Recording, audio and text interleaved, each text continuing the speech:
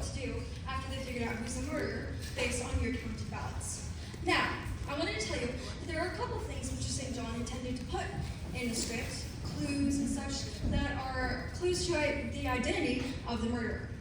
I wanted you to know so you can continue to play armchair detective as you enjoy the conclusion of Murders in the Heir. So relax and have fun!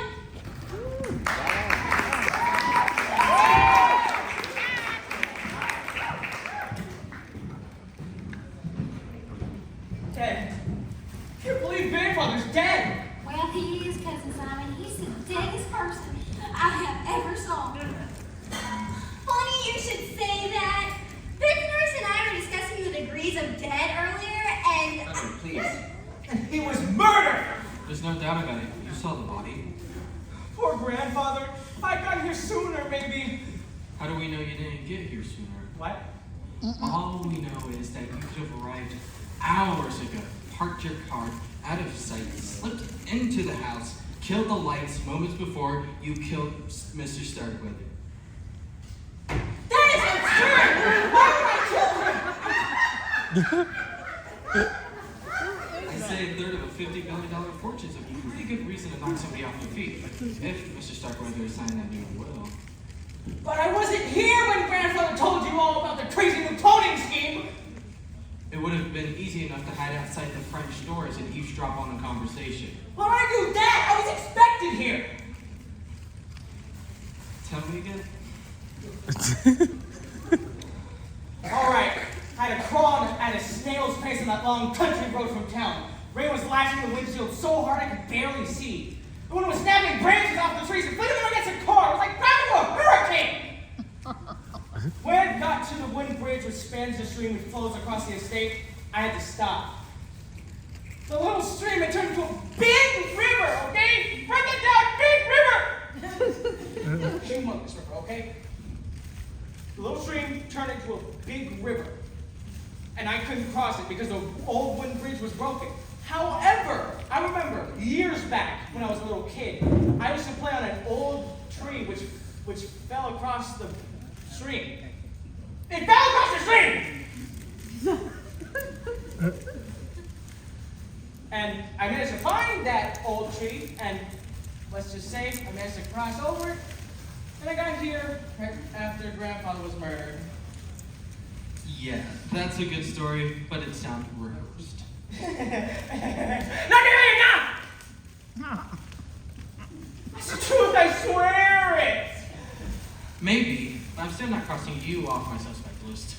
And just who else do you have on that list, Mr. Davis? Everyone besides Minerva and Miss Collins, I believe. They would have had a heck of a lot to gain if they would only have a heck of a lot to gain if your grandfather only lived a few more hours. As it turns out, they're left out in the cold. Especially me. Louis has other clients. Now I'm among the unemployed. Don't worry. We can arrange for you to be given a generous severance check when things are settled. Take a different portion, if you like. Mother and I will pass. So will I. Nothing personal, of course. Of course. Simon's story reminds me. We can play some bridge. The way I see it, we all wait till day breaks. Then I'll have you drive me, or I'll have you show me the way to your car. Then I'll have you drive me into town. I'll report what I know to the police and warn them about the down bridge. My guess is they'll fly by helicopter. They'll have to get the body to the coroner's office, examine the crime scene, and take your statements. Once a homicide detective is assigned to the case, I'm out of here. But you're a detective too. And plus, you were here when everyone saw the old man poop! Yeah, but now that Mr. Starkweather's dead, I'm off the payroll. Once I give the big boys my statement, I'll be out of here. How about this? I'll hire you to stay. Now, I won't have my portion of the inheritance, but if you're willing to wait, I can pay you. Yeah, kid. I knew you'd be good for the dough. Incidentally, that offer drops you down to the bottom of the suspect list. Well, I might as well start getting my salary. How can we help, Mr. Davis? First, I want to question everyone as to their whereabouts on the time of the murder. Establish everyone's alibis. Yes, I also want to ask anyone to where they were and about the time of the murder. That might lead to the killer's identity. Clues. You got it. Motives, clues, alibis. That's what a detective has to work with. The motive in this case is obvious, but the rest of the elements... But once I figure out the rest of it, the rest will also come easier. Mr. Davis, what do we know? Well, since you're paying the freight, call me Mike.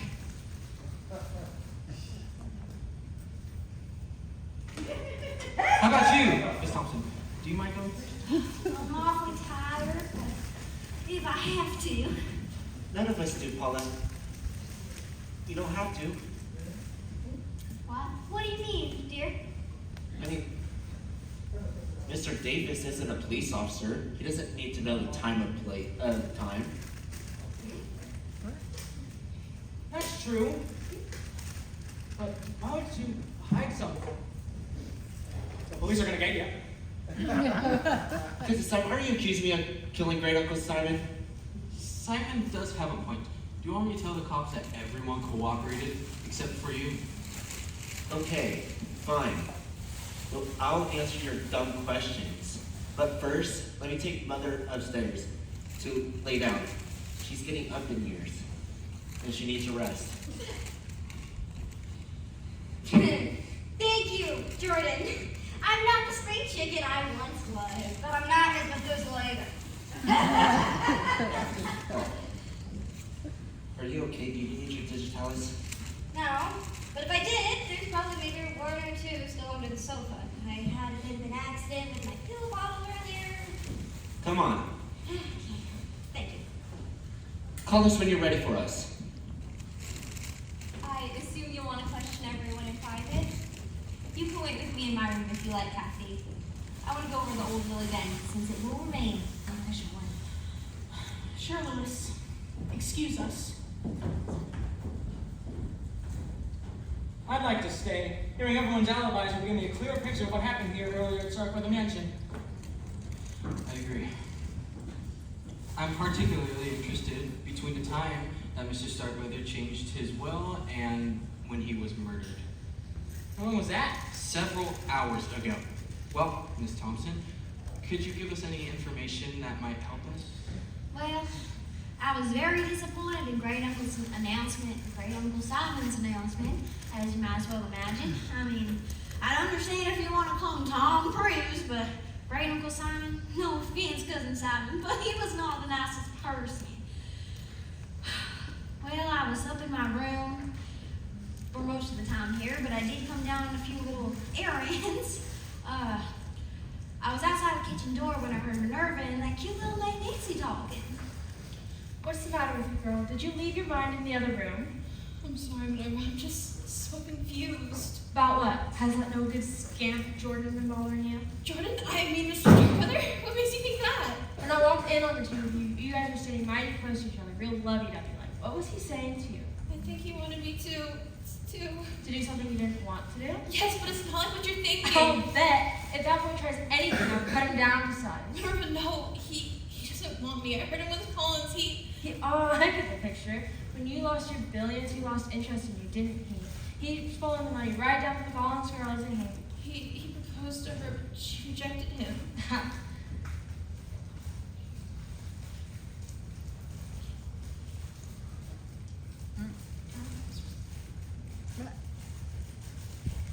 Serves him right, that lazy bum. Don't say things like that about him. Oh, you're hung up on him, aren't you? What? He's just gonna use you and toss you aside like he's done with a dozen other girls. Mr. Starkweather hadn't changed the will. Jordan, be free to... Free to do what? Nothing. If we're finished, I'd like to go back to my room. Go on. Nancy? Yes. Lock your door. Excuse me. Hi again. That little scene in the foyer was a flashback. It showed a conversation Paula overheard before the time of the murder. The other characters' stories, well, portions of them, will be shown in flashback too. Isn't that clever? I just wanted you to know that before we continued. Thank you.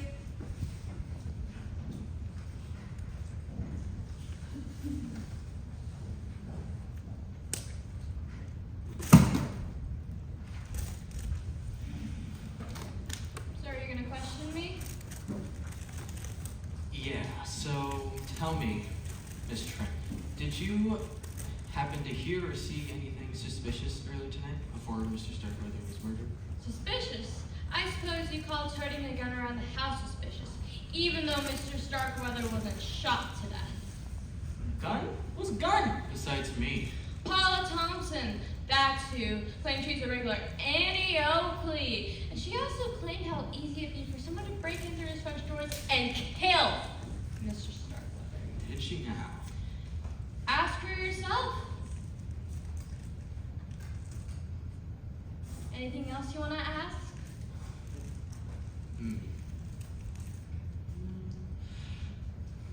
Anything else that you can... Well, I did happen to hear a rather odd conversation between Rufus and Miss Starkweather. I had gone upstairs to distribute candles in case there were a power outage, which turned out to be very useful, as you guys know. I was on the second floor. I was ready to turn onto the west wing from the corridor, and I saw Miss Starkweather near the far end of the stairs. She looked quite suspicious, if you ask me. Do I have enough? Oh dear. Mrs. Starkweather. Rufus!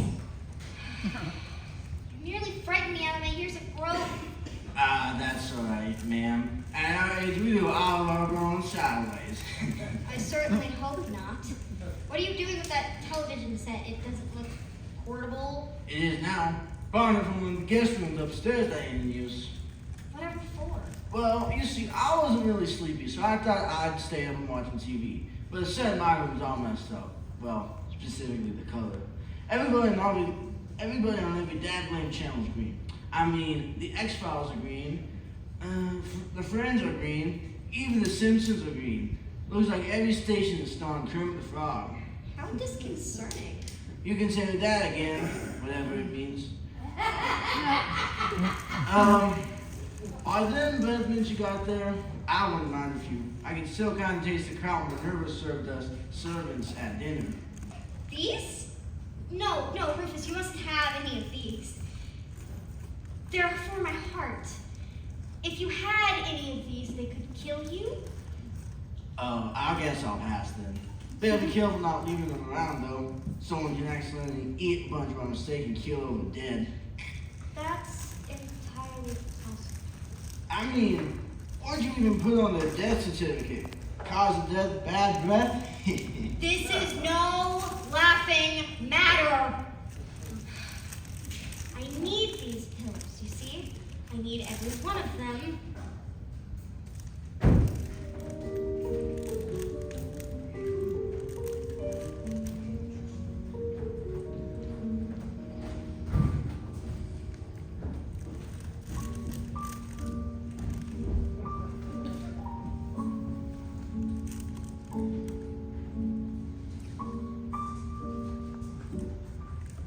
So, Rufus had an axe in the house? Yes, Master Simon, I had instructed him to chop some firewood earlier.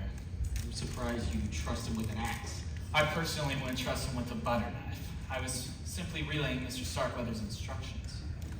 Right. So, is there anything else that you can help us with? Oh, just once, sir. Earlier tonight, when I was leaving the kitchen, I saw Master Jordan standing outside the door to Mr. Starkweather's room. His behavior was somewhat furtive. He gave the impression he was about to enter before the door opened and Miss Withers came out. It was apparent her unexpected appearance startled Master Jordan. Well, what do you want? I was gonna check on Great Uncle Simon. No need, that's what I'm paid to do. How is he? He's still breathing if that's what you're wondering about. Do you think how much time do you think he has left, Miss Withers? Let's just say he didn't start reading any long novels or even a short story. Do you think he'll make it through the night? No, I don't think Mr. Starkweather will keep his heart beating through sheer determination long enough to sign that new will. That's what you want to know, isn't it? Not really. Well, then why were you going to check on him? Because I thought I would get answers from him because he inherited us.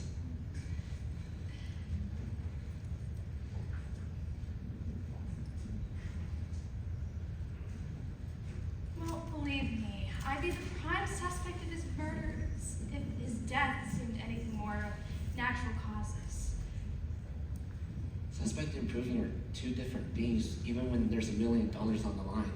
I'm gonna forget you said that. Good night, Jordan.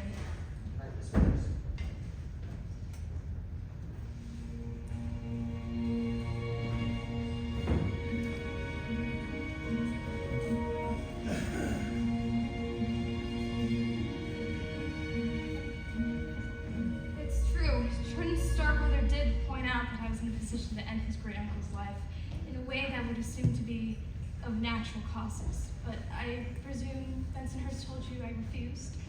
He did, but you could have changed your mind. And killed Mr. Starkweather with a blood pressure cuff? That's hardly what you call by natural causes. Yeah, I agree. It's strange the way he was murdered, whoever did it. It's as if the killer was finding the deed in our faces. And why would they do that? That's a good question. Tell me, Miss Withers, if you had to pick a likely suspect to be our murderer, who would it be? Oh, off the record? Oh, that Thompson girl. She's too goody-goody for my taste. Oh, those Southern girls can pour all the charm they want to, but Scarlett Heir was pretty ruthless when you get down to it. We've been told she has a gun. Oh, see what I mean? I swear, she and Jordan were desperate to get their hands on Mr. Starkweather's billions. I heard them talking in the corridor this evening, really short after Miss Van Zandt's announcement about the new will. They didn't hear me in the corridor.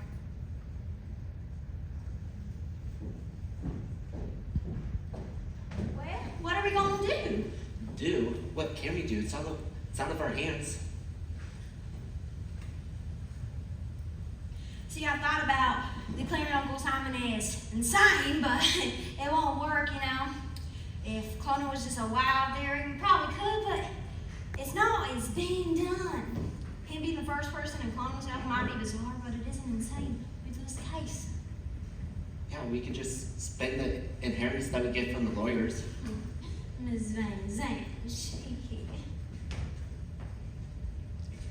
What is it? I'm thinking if you can beat him, join him. Huh? I just thought of a way for Ms. Van Zandt to put me in her team. What do you mean? Think for yourself, Jordan. Now, if you'll excuse me, I need to go talk to that lawyer. If you can't beat him? Oh yeah, where would Kathy be?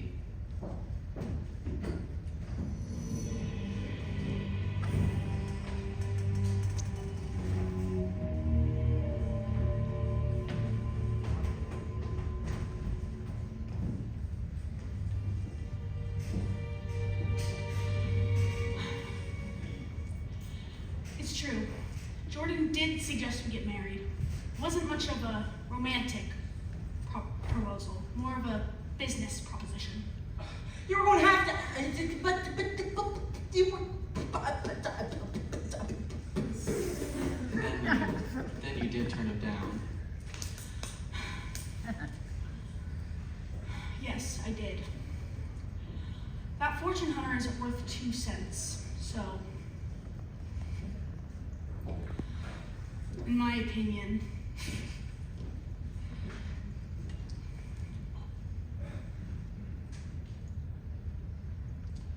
You were going to have access to billions. What did Jordan have to offer you?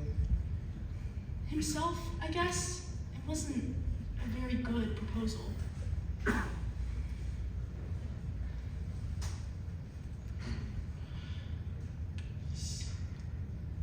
Was there anything you could have heard or seen in that time frame? There's one thing. Paula. She hadn't given up hope on getting her hands on Mr. Starkweather's fortune.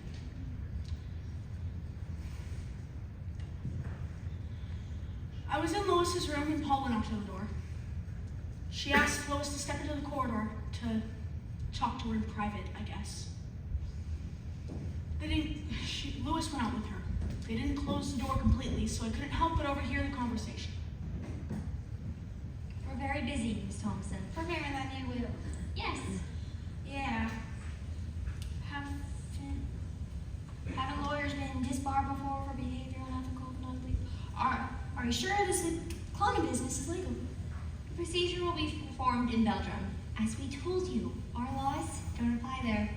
Yes, but what about ethics? I mean, haven't lawyers been disbarred before for behavior unethical if not illegal? What's your point?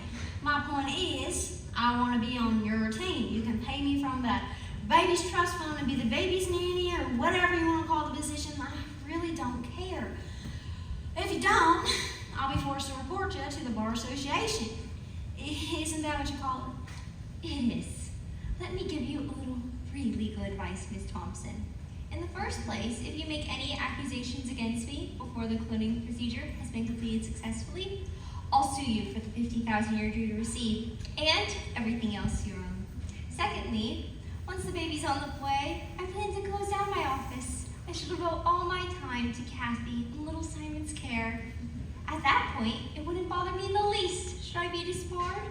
You don't have to be a lawyer to administer an estate. Anyone can do it. Oh. So you see, young woman, your threats are meaningless. In fact, as an officer of the court, I should report your feeble attempts of extortion to the police. I wasn't. Save it. Now take your silly little southern self out of my sight, and I might be willing to forget it. Fine, I'll go, you lawyer! Excuse me. Yes, Miss Trent. I found what's left of the Christmas candles I stored away. I thought it'd be a good idea to keep one and some matches nearby in case of a power outage. That's very thoughtful. Thank you. Kathy's in my room. I'll take one for her as well. Miss Thompson? Oh, all right. Now, if you'll excuse me, I'm gonna go up to my room. I need to grab something. Whoa, what's the matter with her? Let's just say she's a poor loser. Miss Thompson played her race and I trumped it, in a manner of speaking. I'll give this to Kathy.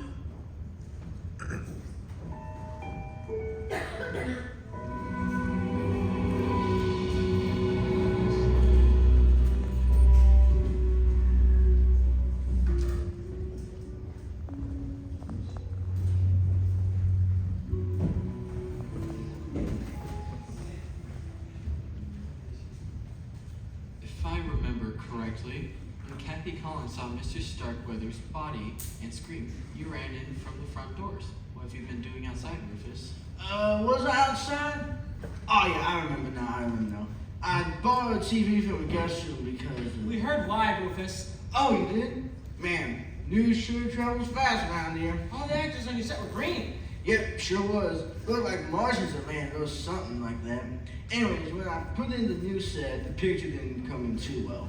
Everybody was as fuzzy as a woolly worm. I had gone outside and turned the tent around. On the roof? Well, it wouldn't do too much good to put it in the basement, would it?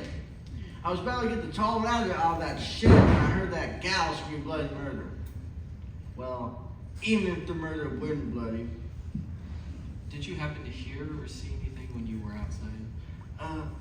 Yeah, I saw an owl and heard a bunch of bullfrogs. I'm talking about humans, Rufus. I saw Mrs. Jordan on the patio when I was coming in. Don't know what he was doing there. Earlier tonight, Rufus, did you hear anybody talking about the new will? Well, who was it? Minerva and old Bensonhurst didn't talk about much else. They was going on and on about it before Mrs. Starkweather bit the dust. What were they saying? That ain't fair, that's what. But they worked hard for Mrs. Starkweather all these years and they should have got their billions. Me, I didn't care too much. I figured 50 grand could give me a nice big TV with a wide old screen. I guess now it can even get me two. Bensonhurst and Minerva. Ah, yeah. The more Minerva thought about it, the madder she got. And man, if you seen her, that woman's got quiet temper. She was about ready to storm into Mrs. Starkweather's room to give him a piece of her mind. You mustn't go in there, Minerva. Who's gonna stop me? I shall if necessary. You and whose army? I totally agree with you that we were wronged. The confrontation is not the answer. Oh yeah, then what is? Have patience. Mr. Starkweather hasn't signed the will yet. Perhaps he'll change his mind by morning. We should live so long. No, Minerva. He should live so long.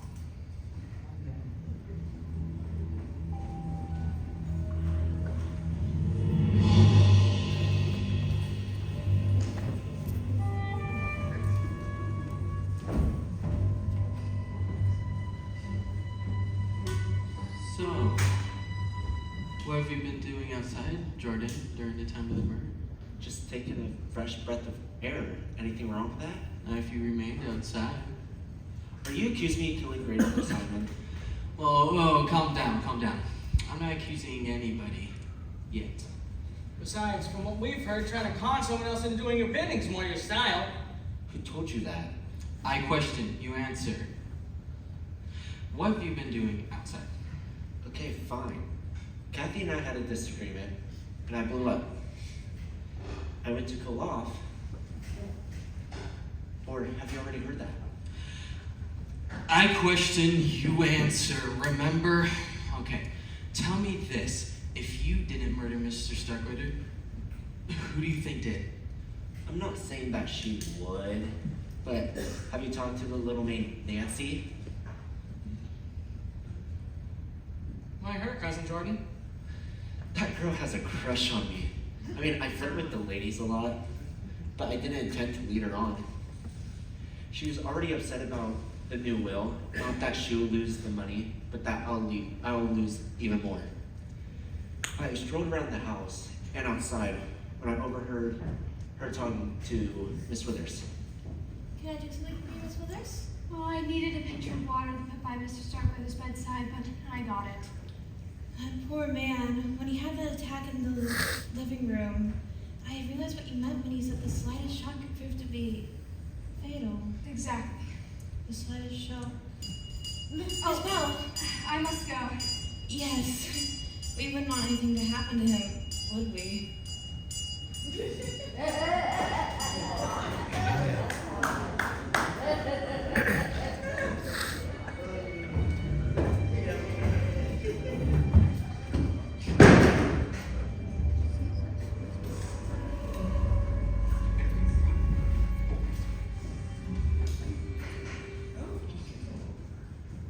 I was thrilled when I was told that Mr. Starkweather had included me in his will. I didn't think he even noticed me. I had to take a poop.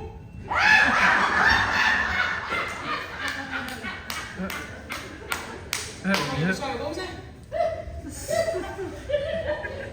When I heard Mr. Starkweather had included me in his will, I was so shocked. I didn't think he noticed me.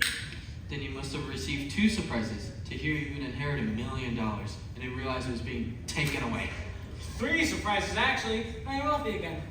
Oh, Mr. Starkweather, I was thrilled when I was told I would be left even $50,000. With that, I could go to college like you and get a good education. Now you can do anything you want. What do you want to do? I don't know. I haven't been thinking about myself much lately. What have you been thinking about, Nancy? I... Jordan Starkweather, perhaps? You're very fond of him. Who told you that? Jordan Starkweather himself, for one. He implied you may have been willing to kill for him, too. He what? How could you say such a thing? Sorry to upset you, but now you see what Jordan's really like. He'll get what he wants, and he'll trample anyone who gets in his way. I guess I should have known. Whoever tried to warn me. I heard of Miss Collins. He proposed to her, but she rejected him and later laughed with her friend, Miss Van Zandt. I was taking fresh towels to the guest room when I heard them talking. You think Jordan's cold-hearted, but Miss Collins is just as bad. Can you believe it? Those soulful gazes may have worked on that innocent young thing like that little maid Nancy, but he learned quick enough that I was no pushover. I wish I had been there to see it. It's about time Jordan win his match. I could tell Nancy about some of the maids who worked here before her. His Playboy days will be over soon enough, though. What do you mean? Up until now, Mr. Starkweather has given Jordan, as well as Fiona, Paula, and young Simon, a generous allowance. Once he passes on, it'll be the last they see of the Starkweather fortune. Simon's almost out of school. He'll do fine. But the others, they'll blow through their money in no time. Then what kind of jobs can they get? Can you imagine Paula behind the desk of a car rental agency? Or Jordan driving the cars out for the customers. And what's Fiona gonna do? Sell Avon?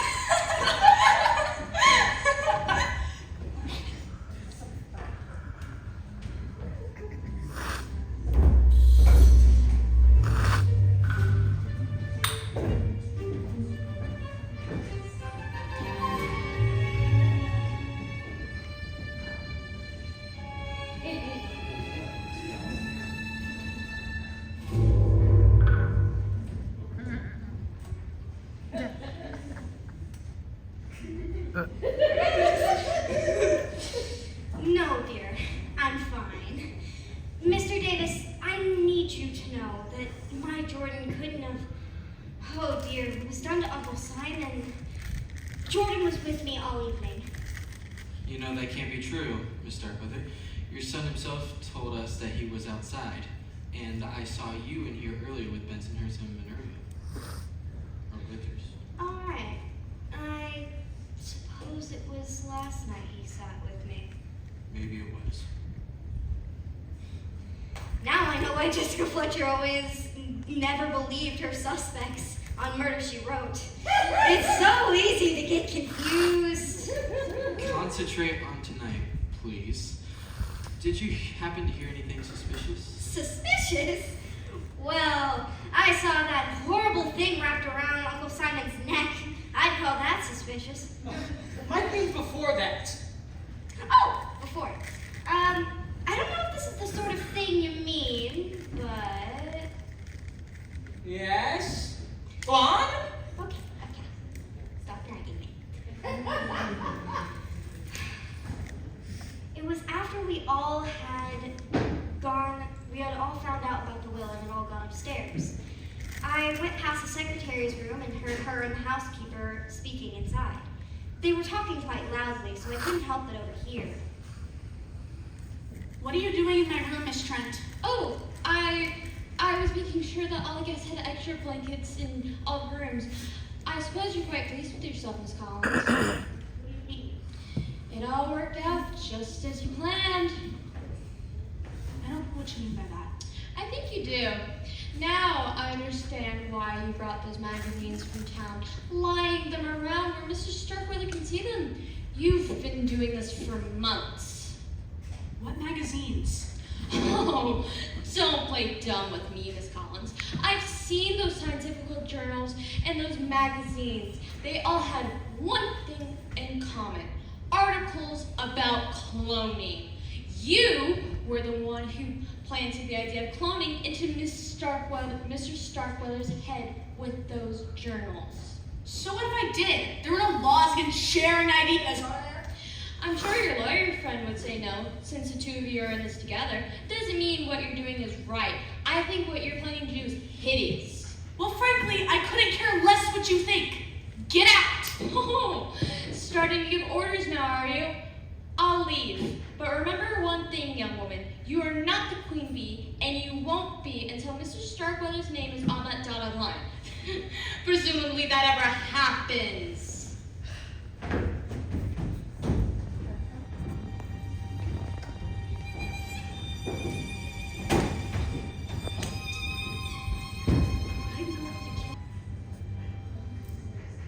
He told me about Miss Trent's accusations that she engineered this whole cloning business, possibly with my help. Apparently, Miss Starkweather reported their conversation accurately, which is something of a surprise.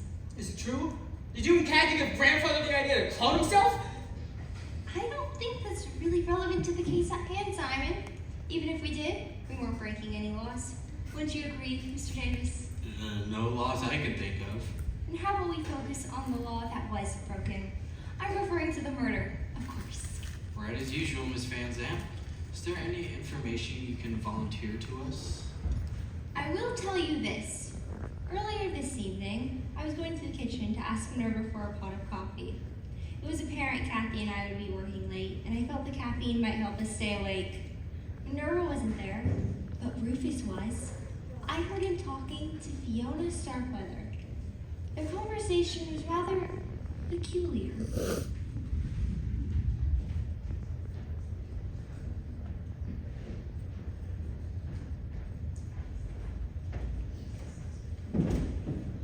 Rufus!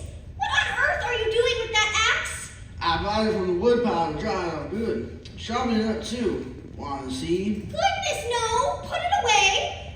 Maybe I better. Before it hurts anybody. Or even kills them. That is a horrible thought. Ain't it though? I get those sometimes. Do you? Well, obviously you still got your poison pills. I don't, you schizophrenic. But digitalis is not a poison. It's a stimulant. You just have to be careful how many you take. Well, what happened to them? Oh, did you go and accidentally eat all of them? I hope you haven't gone and During an overdose, I think I can handle that whole mouth-to-mouth stuff. Bring those lips any closer to me, and I will snatch that axe out of your head and chop it off! Just trying to help, Miss Starkweather. Well, don't. There are worse fates than death. I can assure you, however, that I am fine. I spilled a few pills earlier and was able to find them all. I hope Minerva don't find any. She usually fixes up Mr. Starkweather's meals, and she's mighty mad at him right now. Whatever are you suggesting? Nothing. Was there anything you needed in the kitchen? Oh, I was going to see if Minerva had any of those lovely hors d'oeuvres left over. I can go look. Never mind, I've lost my appetite.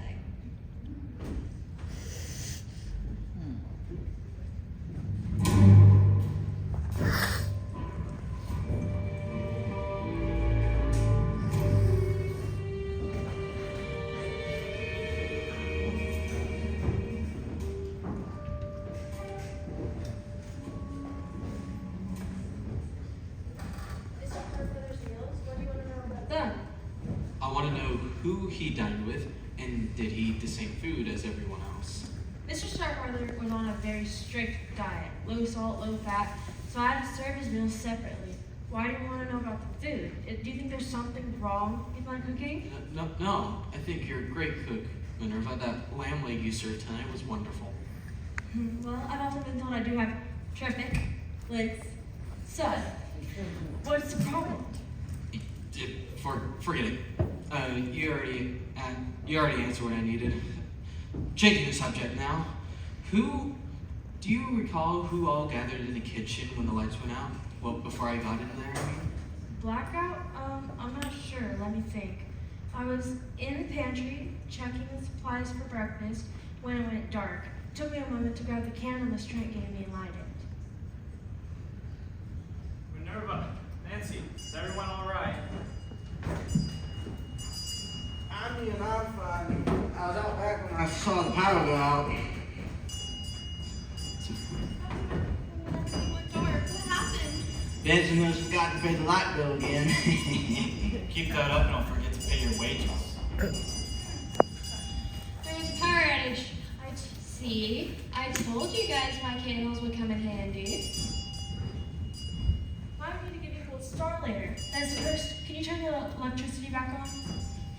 That's exactly why I came here, Mr. Bentoners. The circuit breaker is right over here. I hope they hurry. I don't like the dark. That quick enough for you? I'll get back to my chore. What did you come inside for? That idiot trapped water all over my clean floors. Why Mr. Starkweather doesn't fire him, I'll never know.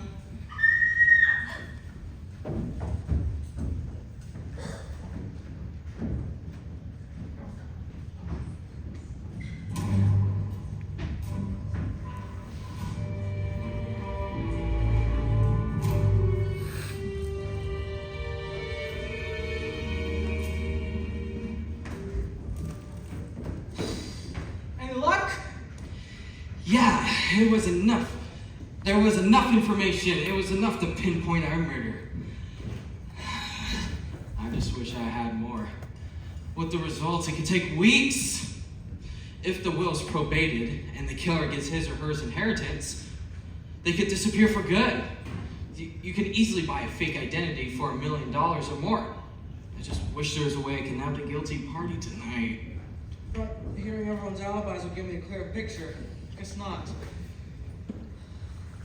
That's right. Everyone was making each other look guilty. They didn't reveal much about themselves.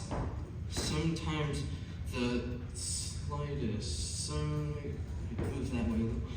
Here on the ground. I think it's a. Yes, it's exactly what I was thinking it was. It was so insignificant. I barely noticed it at the time. Simon, I know who murdered your grandfather. Who? I'll tell everyone as soon as I gather the evidence. Quickly, go find Bensoners and tell everyone to meet me in here immediately. Yes, sir. Minerva sent me in here to see if you guys wanted a pot of coffee. Oh, never mind that. Go upstairs and tell everyone to come down here on the double. Yes, sir. I don't don't think the police chief will mind if I use sandwich bags. I don't think he'll mind at all.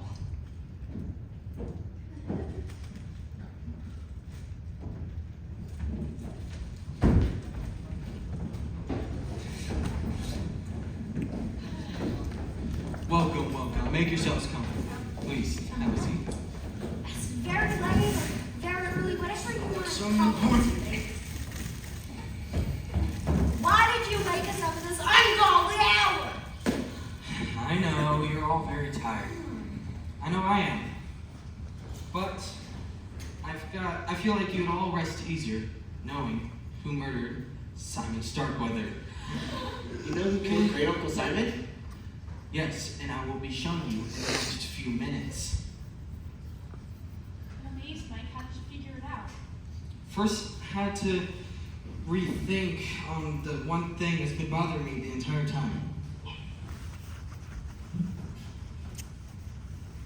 It would have been easy enough to. It would have appeared easy enough to make it appear that Mr. Starkweather died of natural causes, a suggestion Jordan made to Miss Withers.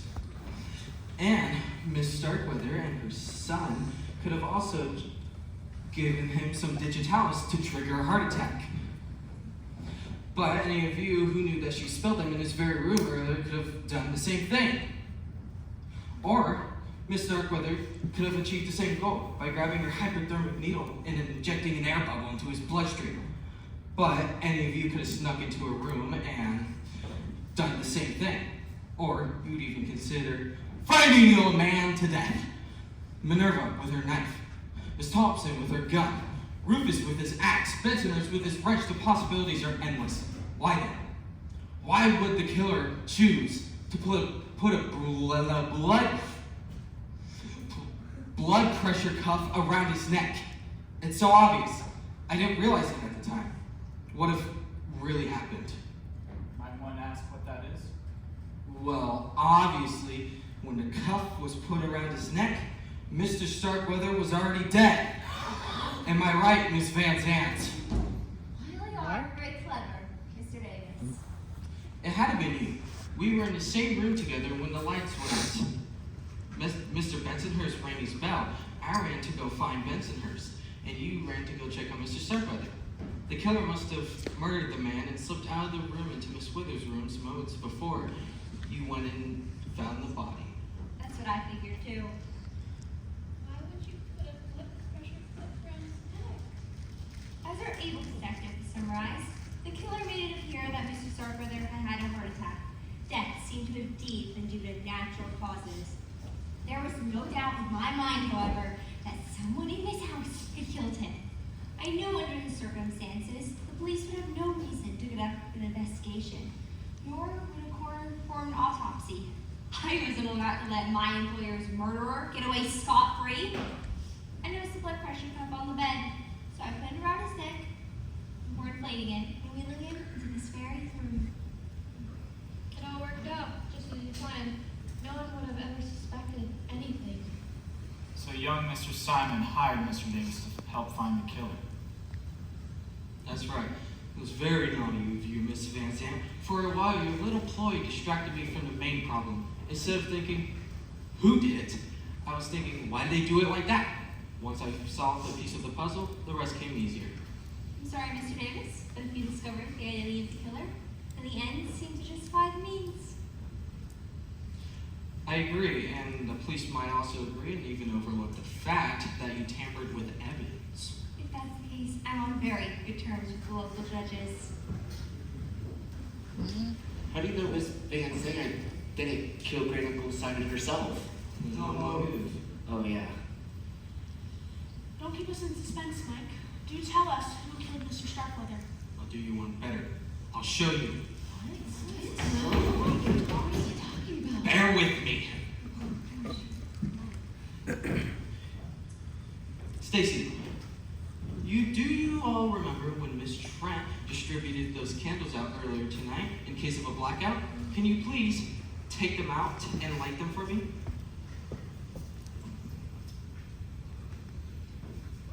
Ooh, how Christmassy! When I Starkweather's body, I first thought were a few drops of blood on his robe. But on closer inspection, it appeared to be a different substance entirely. I forgot about them at the moment, but when I was interrogating you individually earlier tonight, I saw one of you scraping one's thumbnails against each other. At first, I took it as a nervous gesture. I guess you could say, nervous gesture triggered by guilt. I didn't take much of the gesture until I recalled the nervous testimony on who all gathered in the kitchen with their candles when the lights went out. A few minutes later, I noticed these on the ground by the sofa.